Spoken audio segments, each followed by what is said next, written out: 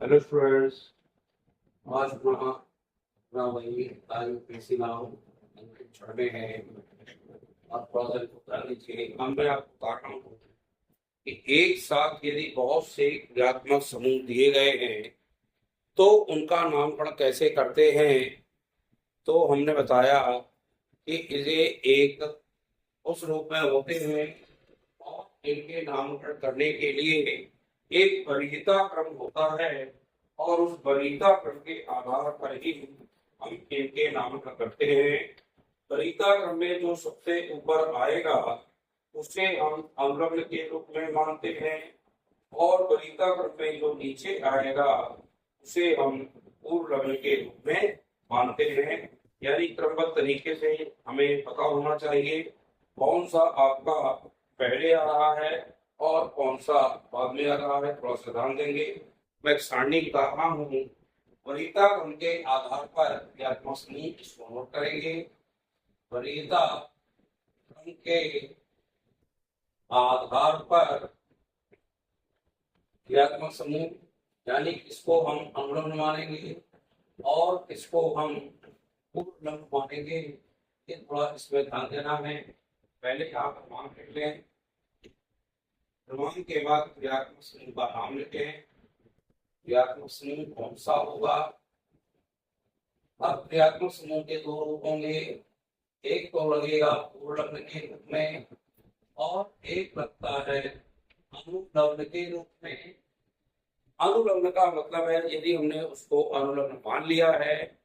जो वरीयता क्रम जरूर देखना है कि क्रम से, इसलिए क्रम से आपको याद होना चाहिए। नंबर एक पे आता है COOH। शायद मैंने आपको बताया नहीं है। COH लगा हुआ तो इसको पूर्वलग्न में पढ़ते हैं कार्बोक्सी और अनुलग्न जब आएगा तो उसको पढ़ेंगे वो एक अम्ल। रखिएगा ये सबसे पहले COOH ही आता है। यह जो ध्यान रखिएगा। COH के बाद SO3H आता है। इसको नोट कर सको SO3H। SO3H को हम पढ़ते हैं सल्फो और वहां पढ़ते हैं सल्फोनिक अम्ल। इसमें क्या पढ़ेंगे सल्फो पढ़ते हैं और वहां पढ़ते हैं इसको सल्फोनिक अम्ल। से सल्फोनिक अम्ल सल्फोनिक अम्ल पढ़ते हैं। इस तरह से क्रमबद्ध तरीके से आप याद करेंगे इसको। 5 6 7 8 9 10 11 12। मैं आपको बताया आपको कुछ क्रम से आप इनको याद कर लीजिएगा। फिर आता है COOR। इसको पढ़ते हैं COOR। इसको यहाँ क्या पढ़ेंगे एल्ऑक्सी कार्बोनिल। एल्ऑक्सी कार्बोनिल पढ़ा जाता है। COR जिसको हम एस्टर कहते थे एल्ऑक्सी कार्बोनिल या एल्ऑक्सी कहते हैं और यहाँ कहते हैं एल्ऑक्सी कार्बोनिलेट। मैं घट जाता हूँ इससे इसको लिख रहे हैं।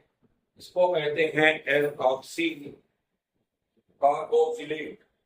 लिख दूं ध्यान लिखे देगा हूं मैं एल्ऑक्सी कार्बोक्सिलेट। कार्बोक्सिलेट ये कहलाता है COOR जो एस्टर के नाम से जाना जाता है। अब आगे आता है COX जो हेलो फॉर्मल कहते हैं। COX इसको यहाँ कहते हैं हेलो फॉर्मल। क्या कहेंगे हेलो फॉर्मल कहते हैं और इसको हेलो फॉर्मल के बाद यहाँ कहेंगे कोइल हैलाइड। क्या कहेंगे कोइल हैलाइड। अब हैलाइड में कुछ भी हो सकता है। क्लोराइड हो सकता है, ब्रोमाइड हो सकता है, आयोडाइड हो सकता है। तो इसको कोइल के रूप में देते हैं। अगला आता है CONH2। CONH2 को कार्बोमाइल कहते हैं।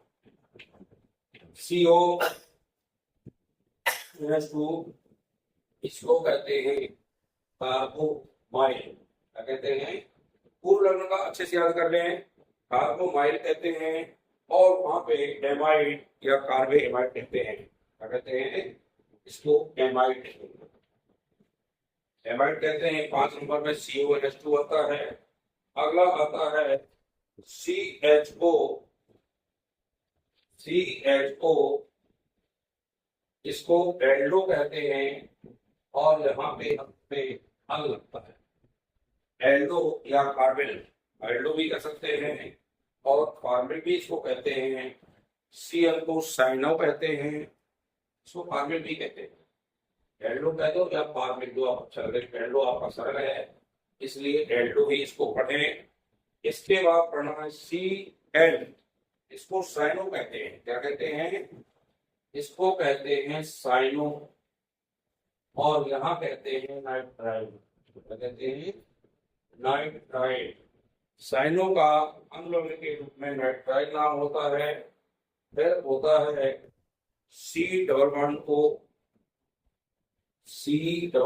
O, इसको कहते हैं यहाँ पे कीटो या ऑक्सो कह दोगे तो भी चलेगा। और यहाँ पे एल्केल श्रेणी के अंत में क्या लगता है? O। सबके नाम में बात पढ़ चुके हैं। क्या कहते हैं? O कहते हैं। फिर आता है OH। OH को पता ही है। OH को क्या पढ़ते हैं अपन? यहाँ तो पढ़ेंगे हाइड्रोक्सी और यहाँ एल्केल श्रेणी पढ़ते हैं ऑल। यहाँ अल था, यहाँ आल है, थोड़ा सा अंतर है, ध्यान रखिएगा। OH के बाद एसिड पढ़ेंगे, इसको मर्केटो कहते हैं। एसिड को मर्केटो कहते हैं प्लूरल में। और यहाँ कहते हैं थायोन। क्या कहते हैं? थायोन कहलाता है अनुलग्न के रूप में। एसिड आपका हो गया, क्या कहेंगे? थायोन कहेंगे। फिर NH2 पढ़ते हैं, इसको एमिनो। NH2 को एमिनो कहते हैं प्लूरल में। और यहाँ कहते हैं एमीन। एमीन चाहे वो मेथल हो चाहे कुछ भी हो, यहाँ एमिनो और वहां पे एमीन कहते हैं। फिर डबल बॉन्ड C, ये मैं बता चुका था, एक बार बताते ही मुझे। C डबल बॉन्ड C, इसमें आपको इसमें कुछ नहीं पढ़ते, लेकिन यहाँ पे इन पढ़ते हैं। क्या पढ़ते हैं? इन।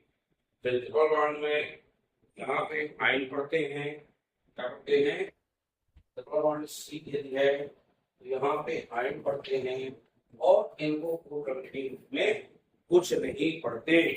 एन को एजो कहते हैं लेकिन अनुलग्न में कुछ नहीं कहते। एन जो होता है यहाँ पे तो एजो कहते हैं और इसका अनुलग्न में कोई नाम नहीं होता। एन हो गया। इस तरह से आप इनके नाम पढ़ेंगे और ये क्रमबद्ध तरीका है आपका। यानी ये कौन सा तरीका है? ये तरीका है आपका राधू, कौन सा तरीका है? यह आपका क्रियात्मक समूह का वरीयता क्रम है।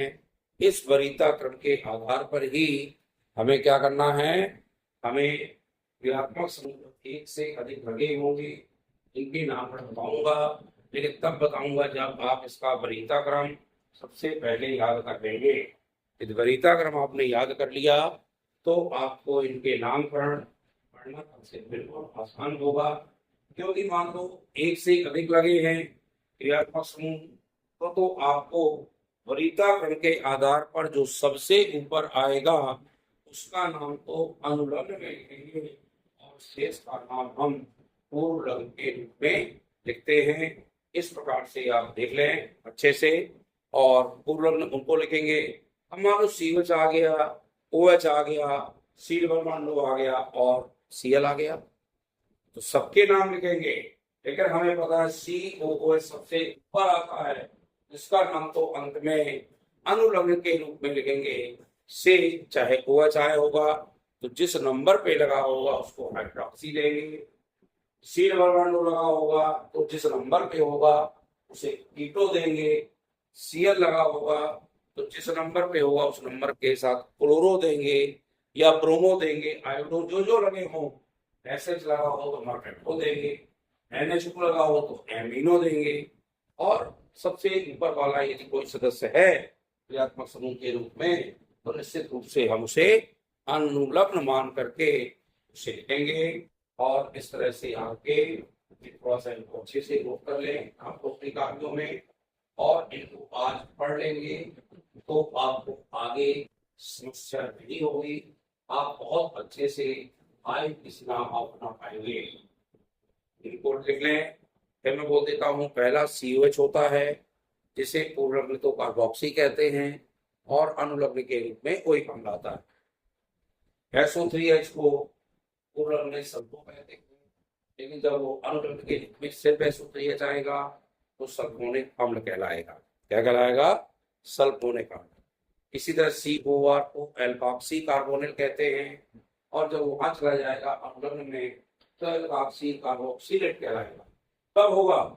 ये जब ये सबसे आगे लगा होगा, ये पीछे लगे होंगे तो इनको पूर्ण लगेंगे और उसको अम्मा ये पूर्ण ना रहा है तो इसको ना रहा है ये नहीं बनेगा। नीचे की ओर को पूर्ण लिखते हैं और बाकी को अनुलग्न के रूप में लिखा जाता है। COX आएगा तो हेलोफॉर्मिल कहेंगे और अनुलग्न के रूप में OH हैलाइड कहेंगे। और यदि हमारा CONH2 आता है कार्बोमाइल कहलाता है, अनुलग्न में एमाइड कहलाता है। CHO लगकर आएगा तो ये एल्डो कहलाता है और एल्डो के अलावा इसको फार्मिल भी कहते हैं। और इसके बाद इसको नाइट्राइल नाम आता कहे में अल आता है, इसमें अनुलग्न के रूप में अल लगाते हैं। Cl को साइनो कहते हैं और अनुलग्न के रूप में इसको नाइट्राइल नाम देते हैं। यदि हमारा C वर्वांट हो है कीटो और ऑक्सो का नाम आता है ऑक्सो और इसके अंदर में एल्केन श्रृंखला में ओन लगाया जाता है। क्या लगाया जाता है? ओन। फिर OH आता है, OH को हाइड्रोक्सी कहते हैं पूर्वलग्न में और अनुलग्न के रूप में इसको ऑल पढ़ते हैं, ऑल एल्केन साइड में। SH आ जाए तो मर्केप्टो कहलाता है लेकिन अनुलग्न में इसको थायोल कहते हैं। NH2 आ जाएगा इसको एमिनो पढ़ते हैं और अनुलग्न में एमीन पढ़ते हैं। इस तरह से आगे डबल बॉन्ड आता है तो वह इन है, इसको पूर्ण नहीं है। और यदि सिंगल डबल बॉन्ड आता है तो आइन पढ़ते हैं, पूर्ण नहीं है। और एन डबल बॉन्ड NI तो एजो कहलाता है पूर्ण में, इसका अनुलग्न नहीं होता है। इस प्रकार से आप इनको देख लीजिएगा। ये सरणी वरीयता क्रम के आधार पर ही आपको याद करनी है। जब वरीयता क्रम के आधार पर याद करेंगे तभी आप इसको पढ़ा पाएंगे और इसको याद कर लीजिएगा। याद करने के बाद आपको वीडियो अच्छा लगा कर रहे लाइक शेयर जरूर किया कीजिए और हमारे नए स्टूडेंट हमारे चैनल को सब्सक्राइब करें। इस प्रकार से देखते जाएं। वेरी वेरी थैंक्स स्टूडेंट्स, सभी लोग इसको अच्छे से देखें। धन्यवाद।